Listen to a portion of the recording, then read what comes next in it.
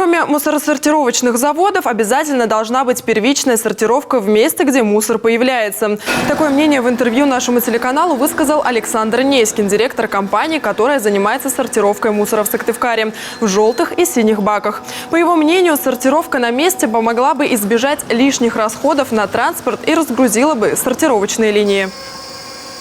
Прежде чем поступить вот это вторичное сырье скажем, на тот же сортировочный завод, на линию, желательно, чтобы это была чистая фракция, чтобы как можно больше сырья, вот этого вторичного сырья поступало во вторичное использование.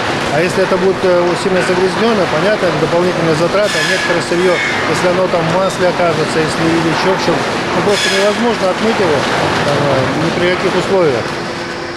Поэтому сортировка должна быть и в муниципалитетах, и в деревнях, в районах, в городах. Предварительная сортировка должна быть.